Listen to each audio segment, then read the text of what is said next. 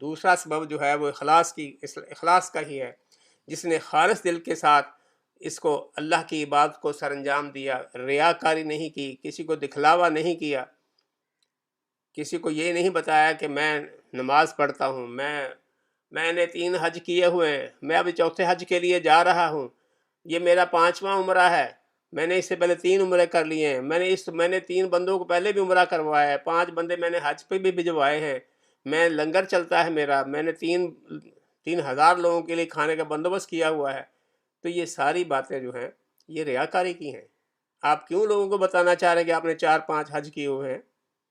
اس سے کیا فائدہ ہوگا آپ کو؟ یقیناً آپ کو اس سے کوئی فائدہ نہیں ہوگا. تو اللہ تبارک و تعالیٰ جو بندہ خلوص کے ساتھ ریاکاری کے بغیر اللہ کی عبادت کرتا ہے تو خالص عبادت جو ہے یہ بھی جہنم سے آزادی کا سبب بنتی ہے. آپ کو یہ حدیث لوگوں سے آپ نے سنی ہوگی پہلے بھی، جو سب سے پہلے جن 3 لوگوں کو جہنم میں پھینکا جائے گا وہ ریاکاری کرنے والے ہوں گے. حضرت ابو ہریرہ رضی اللہ تعالیٰ عنہ سے یہ ارشاد انہوں نے فرمایا کہ اللہ کے رسول نے یہ ارشاد فرمایا ہے کہ قیامت کے دن جس شخص کا سب سے پہلے فیصلہ کیا جائے گا وہ ایک شہید ہوگا، اور جب اس کو لایا جائے گا اللہ تعالیٰ اس سے اپنی نعمتیں یاد کروائے گا اور اس سے اقرار کروا لے گا. پھر اللہ تعالیٰ اس سے پوچھے گا ہاں بھائی ان نعمتوں میں تم نے کیا عمل کیا تھا؟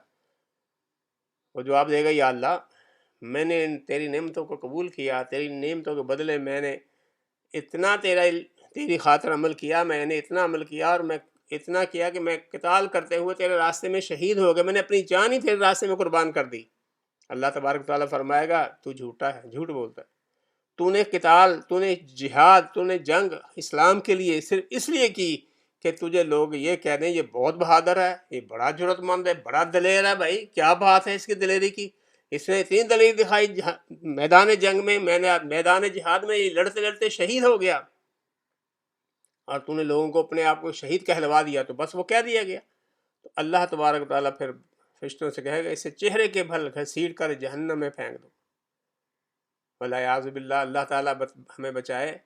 اور پھر ایک اور شخص کو لایا جائے گا جس نے علم حاصل کیا ہوگا اور اس نے لوگوں کی تعلیم بھی دی ہوگی، وہ قرآن کا قاری بھی ہوگا، حافظ قرآن ہوگا، قاری ہوگا، قرآن پڑھنے والا ہوگا، یاد کرنے والا ہوگا.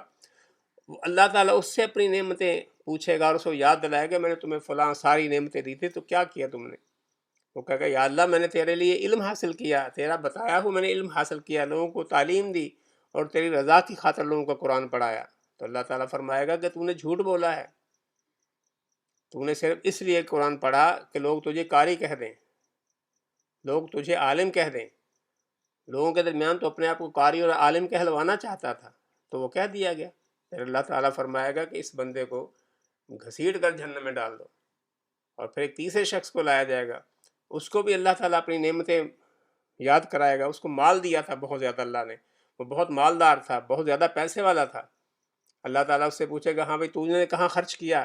وہ کہے گا یا اللہ میں نے تیری رضا کی خاطر خرچ کیا، میں نے تیرے راستے میں فی سبیل اللہ میں نے خرچ کیا، میں نے کنویں کھدوائے، میں نے لوگوں کو تعلیم دلوائی، میں نے سڑکیں بنائی، میں نے مساجد بنا دی، میں نے لنگر خانے بنا دیے، میں نے بہت کچھ کر دیا، تیری راہ میں سارا کچھ کر دیا.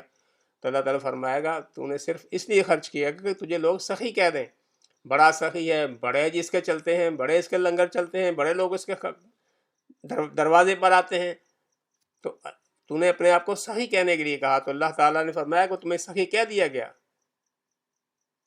بس ختم ہوگی معاملہ. تو اب کیا؟ اور ایسا ہی اللہ تعالیٰ اس کے لیے بھی فرمایا گیا کہ اس کو بھی چہرے کے بل گھسیٹ کر جہنم میں ڈال دو. اللہ تعالیٰ ہمیں ریاکاری کے اس طریقے سے بچائے، خالص اللہ کے لیے بات کرنے کی توفیق عطا فرمائے. جو بھی ہم عمل کریں اس میں ریا نہ ہو، لوگوں کے لیے دکھلاوا نہ ہو، یہ نہ بتانا مقصود ہو کہ میں نمازیں پڑھتا ہوں، میں روزے رکھتا ہوں، میں بڑا حاجی ہوں، میں بڑا نمازی ہوں، میں بڑے کام ایسے کرتا ہوں. نہیں، اللہ کی رضا کے لیے اللہ سے ہر وقت یہ دعا کرنی چاہیے یا اللہ ہمارے اس عمل کو جو ہم دنیا میں کر رہے ہیں یا اللہ اس کو اپنے لیے خالص کر لے. ہم میں سے ریاکاری کا کوئی ایسا سبب نہ ہم میں آ جائے، کوئی ایسا شائبہ نہ آ جائے جس میں یہ مقصود ہو، کیونکہ لوگوں کو دکھانا مقصود ہو کہ یہ ہو کہ میں نے یہ کام کر رہا ہوں اور لوگ کہیں ہاں ہاں بڑی بات ہے بھئی یہ تو بہت نیک آدمی ہے. ایسا نہیں ہونا چاہیے. اللہ تعالیٰ کی رضا کے لیے، اللہ کی خاطر یہ سارے کام کرنے چاہیے. اللہ تعالیٰ ہمیں ریاکاری سے بچائے.